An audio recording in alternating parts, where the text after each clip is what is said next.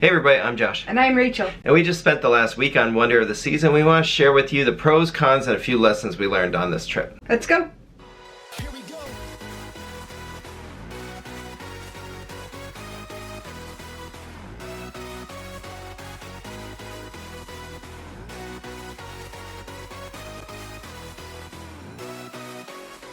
Alright, let's start off with pros. Oasis class ships are very big. They are big. But they're also very awesome. Yes. We love the neighborhoods here. It's one of our favorite things is you get a little taste of city on a ship. The promenade is where your big focus is, your shopping, your eats. The Central Park area is very nice, elegant, and relaxing. The boardwalk, a little bit chaotic. It can be, yes. And then of course your pool decks and your entertainment area. And one of the things that made it really nice for us is that there's hidden artwork throughout, or there's just bits of personality that we saw that we didn't see when we were just on Utopia of the Seas in August. Yeah, and that could have been simply because it was so fast, but on this ship in particular, there are little astronauts hidden everywhere. And I shouldn't say hidden, they're kind of hidden in plain sight. Yeah. So it's fun to find those pieces. There's artwork in Central Park, the solarium, and throughout the ship, really. The overall upkeep is great. Yeah. As you would expect, this ship is only 2 years old,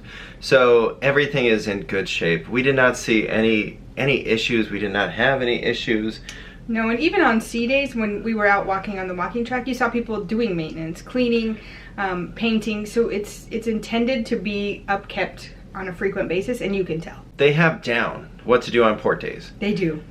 It is not hard to figure it out. The gangway is easily located, and you can get on and off the ship very quickly. Especially for a ship this size with as many passengers as it has.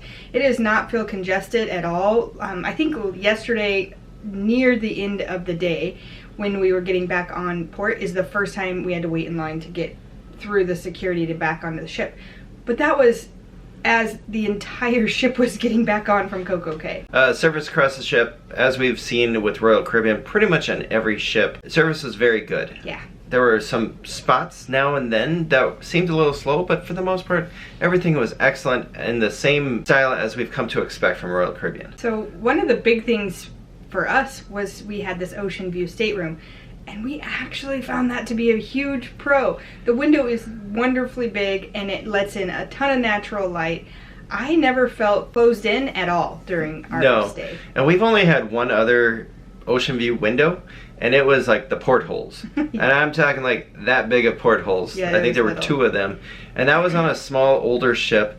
And so we were unsure if we'd want to do a room with a window again. But we found ourselves loving it, and we found ourselves thinking that we would much rather have this room than an interior balcony in the future. Yep. Which you can upgrade, or you can royal up to the interior balconies pretty easily, it seems. Yeah. Either to Central Park or to the boardwalk area for an extra fee. But we decided not to royal up to those because we liked having the window open basically all the time. The only time we had it closed was when we were in Coco Cay, and Allure of the Seas was right across the way. But other than that, I think that's the problem we've found when we've been in the boardwalk area before, is you have this balcony that faces other balconies, or you have this giant floor-to-ceiling window that faces a bunch of other rooms. And so the ocean view window, I think, was great. Tons of natural light, and we loved it. Sticking to the room, the water pressure. Oh, it's wonderful. The shower itself is amazing. Yeah, the shower itself. It was much larger than we have come to expect. Yep. And it also had the plastic glass panel, so you don't have the curtain sticking to you, but there's tons of room in there. Yeah, I stood in the corner and couldn't reach it with my fingertips. Sticking in the bathroom. There's a nightlight in there. Yeah. Like, that is just nice. And when you're on some of the older ships, you have to click on the light on the outside before you go in. And so if anyone has to go to the bathroom in the middle of the night, which this will come up later. Yeah.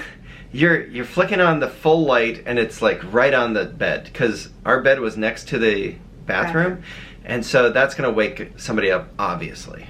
In the room as well, there's a lot of outlets and a lot of variety of outlets. Yes.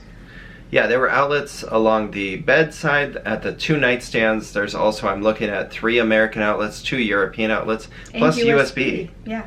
Yeah, plenty of outlets. We didn't even really have to worry about needing a strip or anything. We felt like the complimentary dining options was sufficient. There was, I think, about a dozen different things that you could do, and we made a video showing them, which I think it just shows the variety that you can get on this size of ship. And I think that's part of the biggest reason that I generally look at wanting a larger ship is more dining and more entertainment. And dining, this ship definitely hit it right. As Josh mentioned, there's another video out there, but we also really enjoyed the upcharge dining options. We did the unlimited dining package, and there's another video, so go check that one out in regards to every upcharge dining option here on Wonder of the Seas. Yeah, we actually did pretty much all of the restaurants you can think of for Royal Caribbean, other than like a Jamie's Italian, and I think Samba, which is only on like 1 or 2 ships to my knowledge. So you're getting most of the Royal Class upcharge restaurants on Wonder of the Seas. All right, we are big casino people. We actually spent a lot of time at the casino. 2 bottles of shame from the casino. Yeah, we ended up coming back to our room and getting a bottle 2 different nights. So we probably spent too much time down there. But the reason why we spent time down there is we enjoyed it. We do enjoy that there is a separate non-smoking casino, which it's a lot smaller. It's probably only 30 to 40 machines. That is over by Studio B and the Royal Theater. But then also in the main casino, it wasn't nearly as smoky or as crowded as we've come to expect. So yeah. there is a smoke-free side, and then there's a smoking side. And oddly enough, you can actually tell a difference. The smoke-free side has some of the best ventilation and circulation, because once you're past that invisible line, you can't tell that it's a smoking casino. Yeah, there's no true physical dividers in that casino, but you can sense it. And it's right at the bar. So if you're a non-smoker like us, you definitely have plenty of options. Now during the daytime you can do okay going on into the smoking side, but at night it gets pretty smoky. But we actually did feel like it was a little bit easier on this ship compared to Utopia of the Seas, and that might just be because there seemed to be more children on this cruise versus Utopia. And I know Utopia is going for that party weekend vibe, so maybe that's part of the reason why. In addition to the casino feeling less crowded, so did the solarium, and that's one of our favorite spots here on Wonder of the Seas. Yeah, we did not like it on Utopia of the Seas, and it was actually on our con list because we felt like it was too crowded and there wasn't enough water space. Whereas here on Wonder of the Seas, because there was a larger uptick in children, we had plenty of space. Yeah. You know, we were able to get to the hot tubs we wanted to. We were able to go in the pool without being, you know, sitting on other people's laps, basically. We also liked in the solarium, there's different pieces of artwork that just kind of tie it together. Yeah, it was really fun. Speaking of fun, we haven't seen this before, and maybe it's on other ships, but they had popcorn and drinks every night. Yeah. Outside of Studio B and the Royal Theater. So I thought that was really cool that you can do that. We learned our lesson on a different cruise that we can't be controlled. We can't be trusted with our own self-drizzling butter. Yeah, we put out way too much butter, and our fingers were disgusting when we ate it, and we didn't even want to eat the popcorn after that. But you have the option here. And speaking of that piece, the entertainment district is very convenient. The attic, which is the comedy club area, they also do trivia and multiple games there. Studio B, which is where the ice show was, they have ice skating, and we even saw laser tag on this cruise ship. The non-smoking casino part is right there as well, and then the Royal Theater, all right there, with a stairway from deck 5, the promenade, down to the entertainment district. So it really is a convenient location and easily accessible. A couple more pros. We did like that the updated bar menu that we first noticed on Icon of the Seas came over to Wonder of the Seas, and we just really enjoy that. Having different specialty cocktails at different bars really adds to the flavor of it. Yeah, actually we found one of our favorite drinks the entire cruise at Bolero's. And final one is the walking track is actually one level down from the gym, which we've seen it before where the gym and the walking track are on the same level, and when you have the doors opening and closing, the AC gets really messed up, or there's like wind that throws you off when you're in the gym. So it's really nice that it's one level down, because then all the wind that's coming in from the walking track doesn't mess with what's going on in the gym. In addition, instead of having to walk all the way through the spa and salon to get to the fitness center, you can just use that walking track and have a straight access to the gym. And now, this is kind of in the hit or miss column, is the entertainment. We typically look to Oasis class ships as having a much higher level of quality for entertainment. But we were a little bit disappointed because 2 of the nights in the Royal Theater there was a ventriloquist, which we didn't really find to be that funny. But that was your main show. One of the nights was a movie. And then didn't seem to be like, why in the Royal Theater? Right. And then there were 2 more production level shows. Effectors 2 is on here, which is very much focused towards children, or at least more than us. Which is disappointing because we do like we went on Symphony of the Seas and saw Hairspray. Yeah. Loved it. You know, anytime they bring the Broadway shows, it's really great. I know that Royal is trying to do their own stuff. It just doesn't hit me. Yeah, it didn't hit for me either, and rumor around the ship, it didn't hit for a lot of people. Yeah. Now, Voices, that was a very cool one, and it was neat because it's similar to, I think we've seen Mosaic before, where it's people just making like beatbox and drum and whatever noises with their mouth. Mm-hmm. And so it was that way, and it pulls in a lot of technology too. So that was a good show though. Now the Aqua show, it was a little miss for us as well. I think there was just lacking a connection to the music. Well, and I think for us in particular, especially this year, we have been on 3 Oasis class or Icon class ships, all with an Aqua show that seemed very similar. So to me, I was Maybe like, that's it. I think I'm watching the same show I've already seen twice this year, and I wanted something different. Again, that's just for us, and we've been spoiled this year by being able to go on 3 different ships. Spoiled, blessed, however you want to call it. But we've been on 3 big ships, and to me, this show just seemed very similar to the other 2 ships. Now the ice show, I loved it. It was very good. Yeah. That was something that is different. Like, it's the same ice show, or it's this ice show, and we've seen him on multiple ships, but it's been different every single time. It's wonderful. And that's where I think that the music pulls it together. Yeah. And Intense, which is the Aqua show here, it's just a lot of like, I don't know, like rave type music and like bump and bass.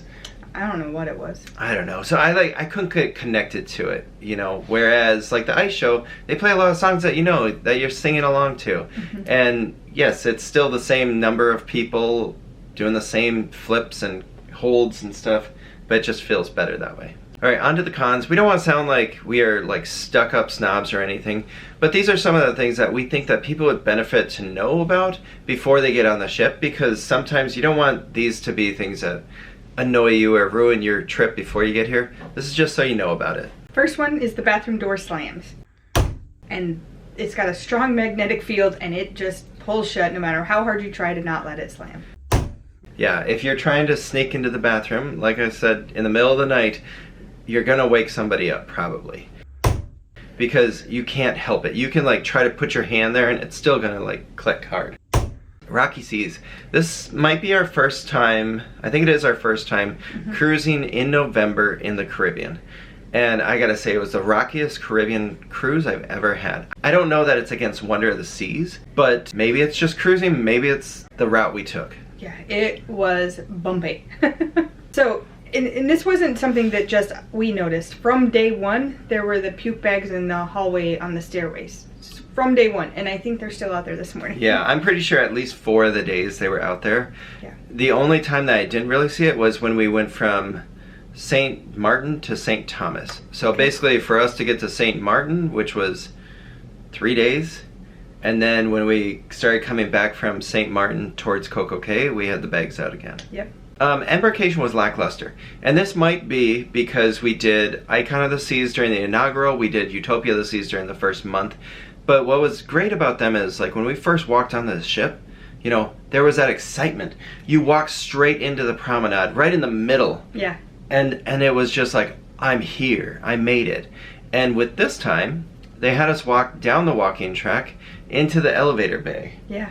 Which is, like, the most tightly congested spot to have lots of people with lots of luggage walk on. So that it really lacked any excitement getting on the ship. The next one is something that Royal Caribbean has advanced with their newer ship, and we saw it on this ship. There is no destination elevator. So there is, if you're going to ride the elevator, and we try to only ride it once per day, and we made a couple times where we didn't even ride it once per day, but we were trying, we'd get on it from the lower level, and you were going to make multiple stops, and it's going to be packed. Yeah.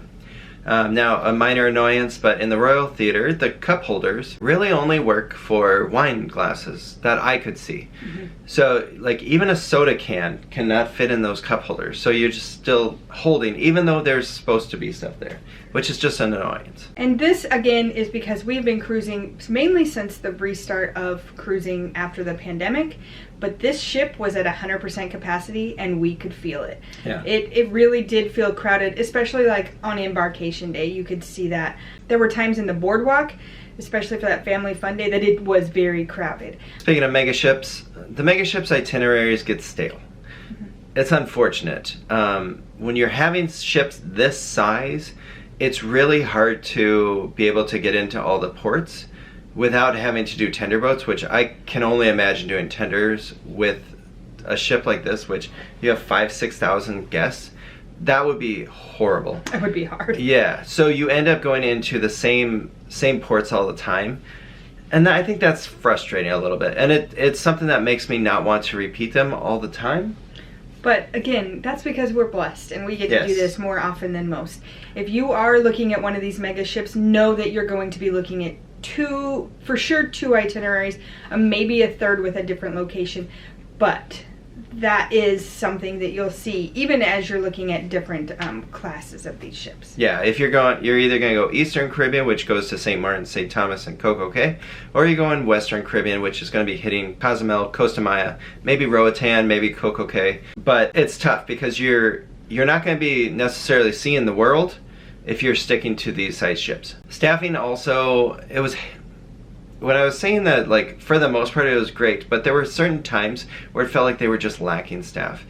And we were talking to an employee, I'm not going to say where at, but they brought up that they have to steal from the other ships sometimes, because if you think about it, they have just rolled out mega ship after mega ship after mega ship. When you're going from a ship where it's 2,000 to 3,000 people versus now you're servicing 6,000 people, you need more and more staff, and I don't know that they've been able to keep that up. And that's something that very simply you saw is that they only do service once a day in your regular rooms. There were just times where you think you waited a little bit longer than you did in the past. Maybe it's right, maybe it's wrong. That's just something I thought. And then just a couple quick lessons learned, because this was our first time truly embracing diamond status and prime status. So prime is earned through the casino by getting 2,500 points. Diamond is by hitting 80 nights in Royal Caribbean, or 80 points, which you can earn more if you do suites or if you did it during the pandemic. It was wonderful. We did not do the drink package this time, and we didn't miss it.